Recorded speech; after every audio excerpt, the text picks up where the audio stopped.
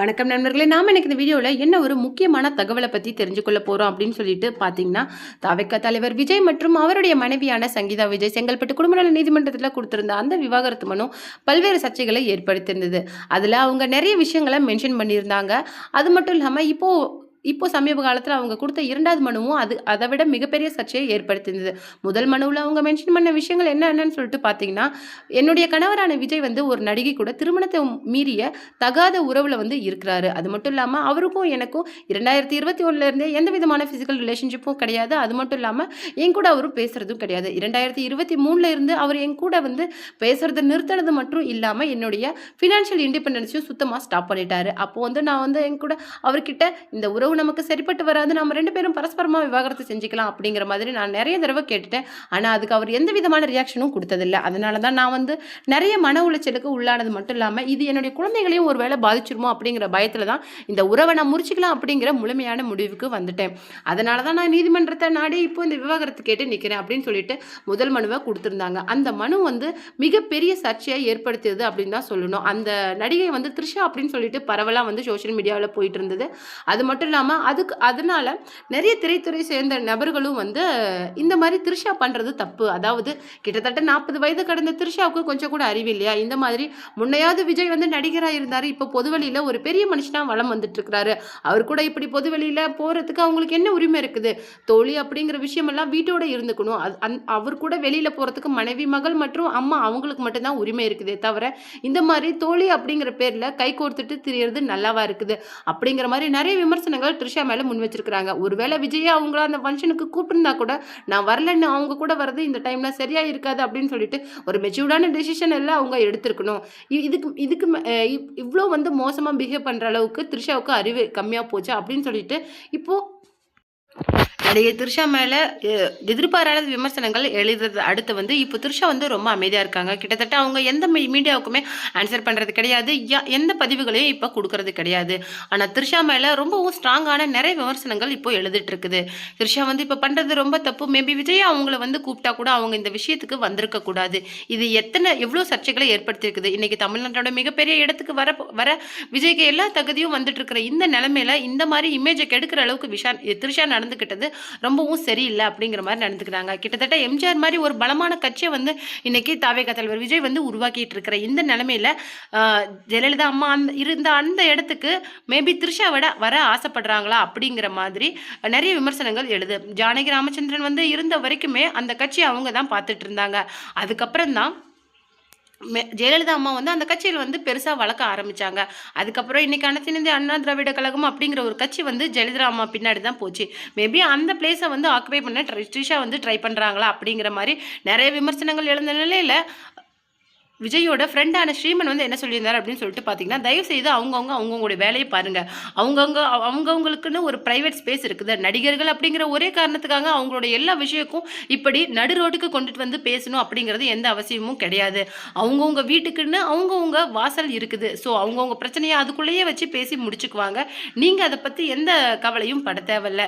இந்த மாதிரி ஒருத்தரோட விஷயங்களை இப்படி பேசுறது நாகரிகமாவா இருக்குது. இன்னொருத்தர் பெட்ரூமை எட்டி பார்க்கறது எவ்வளோ கேவலம் அந்த மாதிரி தான் இந்த விஷயத்த இப்படி பேசுறதும் அப்படிங்கிற மாதிரி ரொம்பவும் ஸ்ரீமன் கோவமா பேசியிருந்தாரு. அதுக்கு தான் ஒரு நபர் வந்து கமெண்ட் பண்ண அவரு கூட சரியான வார்த்தை தான் போச்சு. அவர் வந்து ஃபீல்ட் அவுட் ஆன நாய் தானே, நீயே இந்த மாதிரிலாம் பேசுற அப்படிங்கிற மாதிரி தேவையில்லாத கெட்ட வார்த்தைகளை பயன்படுத்த அதுக்கு ஸ்ரீமனும் கோவப்பட்டு இதே வார்த்தையை நீ போய் உங்க அம்மா அப்பா கிட்ட கேளு, கண்டிப்பா அதுக்கு அவங்க விளக்கம் சொல்லுவாங்க அப்படிங்கிற மாதிரி சொல்லியிருந்தாங்க. அது மட்டும் கிடையாது, உனக்கு வேலை எதுவுமே கிடையாதா, இப்போ என்கிட்ட நீ இப்படி உட்காந்து 1 ஹவரா கமெண்ட் பண்ணிட்டு இருக்கன்னா கண்டிப்பா உனக்கு வேலை வெட்டி எதுவும் இல்லைன்னு தான் அர்த்தம். தம்பி தயவு செய்து போய் ஏதாவது வேலையை தேடி பொழப்ப பாரு அப்படிங்கிற மாதிரி சொல்லியிருந்தாங்க. சரி போடா அப்படிங்கிற மாதிரி அந்த நபர் வந்து சொல்லியிருந்தாங்க. இது பெரிய சர்ச்சையா போயிட்டு இருந்தது. இந்த நிலைமையில தான் திவ்யா கணேஷ், அதாவது பிக் பாஸ் சீசன் 9 டைட்டில் வின்னரான திவ்யா கணேஷ் பல்வேறு சர்ச்சைக்கு அப்புறமேலு இப்போ வந்து தவிக தலைவர் விஜய் மற்றும் சங்கீதாவோட டிவோர்ஸை பற்றி மீடியாவுக்கு ஒரு பதில் சொல்லியிருக்காங்க. அதாவது அவங்க ஒரு நகைக்கடை திறப்பு விழாவுக்கு வந்து அவங்கள மீடியா வந்து வளைச்சு நின்று இந்த கொஷினை கேட்டிருக்காங்க. அதுக்கு வந்து அவங்க என்ன பதில் சொன்னாங்க அப்படிங்கிறத நம்ம இந்த வீடியோவில் பார்க்க போகிறோம். வீடியோக்குள்ளே போகிறதுக்கு முன்னாடி நீங்கள் நம்ம சேனலுக்கு புதியவராக இருந்தால் மறக்காமல் நம்ம வீடியோவை சப்ஸ்கிரைப் பண்ணி ஃபாலோ பண்ணிக்கோங்க. வாங்க வீடியோக்குள்ளே போகலாம். திவ்யா கணேஷ் வந்து டைட்டில் வின் பண்ணதே பிஆர்டி மூலமா தான் வின் பண்ணாங்க. இந்த டைட்டிலுக்கு ஒரு டிசர்விங்கான பர்சனே அவங்க கிடையாது. கொஞ்சம் கூட தகுதி இல்லாத நபருக்கு தான் பிக் பாஸ் சீசன் 9 டைட்டில் போயிருக்கு. அப்படிங்கிற மாரி நெறைய குற்றச்சாட்டுகள திவ்யா கணேஷ் முன்னாடி வச்சாங்க. திவ்யா கணேஷ் அட்டெண்ட் பண்ற ஒவ்வொரு இன்டர்வியூல அவங்க கிட்ட கேட்கப்படுற முதல் கேள்வி பிஆர் டீம் வச்சிருந்தீங்களா? அப்படிங்கிற கேள்வி தான் இருந்தது. இந்த கேள்விக்கு நான் பதில் சொல்லி நான் ரொம்பவும் அலுத்து போயிட்டேன். நான் பிஆர் டீம் மேபி வச்சிருந்தா கூட ஒவ்வொருத்தர் வீட்லயும் போய் அவங்களுடைய ஃபோன புடுங்கி எனக்கு நானே ஓட் பண்ணிக்க முடியாதுல்ல. அப்படிங்கிற மாரி சொல்லியிருந்தாங்க. ஏன்னா ஓட்டிங் அப்படிங்கிறது மக்களுடைய விருப்பத்த சார்ந்தது. மேபி என்ன மக்கள் வந்து விரும்பலைன்னா எனக்கு எப்படி ஓட் பண்ணியிருப்பாங்க அப்படின்னு மாதிரி சொல்லியிருக்காங்க. நான் பிஆர் டீம் வச்சிருந்தாலும் அவங்க போய் ஒவ்வொரு வீட்லயும் எனக்காக ஓட் பண்ண சொல்லி பிரச்சாரம் பண்ணிட்டு இருக்க மாட்டாங்க அப்படிங்கிற மாதிரி ரொம்ப கோவமா சொல்லியிருந்தாங்க. அது மட்டும் கிடையாது. இந்த சீசனோட டைட்டில் வின்னர் ஆனதுக்கு அப்புறம் தான் இவ்வளோ கேள்விகளை நான் எதிர்கொள்றேன். ஏன்டா டைட்டில் வின்னர் ஆனோம் அப்படிங்கிற மாதிரி எனக்கு இருக்கு, தலைவலியா இருக்கு அப்படிங்கிற மாதிரி சொன்னாங்க. ஆட்ஷூட் அப்புறம் மூவிஸ் அப்படின்னு சொல்லிட்டு பிஸியா இருக்கிற திவ்யா கணேஷ் வந்து அவங்க கிட்ட மீடியா என்ன கொஸ்டின் கேட்டாங்க அப்படின்னு சொல்லிட்டு பார்த்தீங்கன்னா, எப்போ நீங்க ஃபிலிம்ல நடிக்க ஸ்டார்ட் பண்ண போறீங்க அப்படின்னு சொல்லிட்டு கேட்டாங்க. நான் நிறைய கதைகள் கேட்டுட்டு இருக்கேன். ஆரம்பத்தில் எனக்கு கதை தேர்வு செய்யறது வந்து ரொம்பவும் கடினமா இருக்குது. கூடிய சீக்கிரமே ஒரு நல்ல கதையை தேர்வு செஞ்சு நான் நடிக்கணும்னு ஆர்வமா இருக்கேன் அப்படிங்கிற மாதிரி சொல்லியிருந்தாங்க. அதுக்கப்புறம் இப்போ வந்து விஜய் த்ரிஷா ஒரு விவகாரம் பற்றியும் விஜய் சங்கீதா விவகாரத்தை பற்றியும் நீங்கள் என்ன நினைக்கிறீங்க அப்படிங்கிற மாதிரி கேட்டிருந்தாங்க. ஏங்க நான் வந்து ரொம்பவும் ஒரு சின்ன பர்சன், என்ன போய் நீங்கள் இந்த கொஷினை கேட்குறீங்களே அப்படின்னு சொல்லிட்டு கேட்குறீங்களா?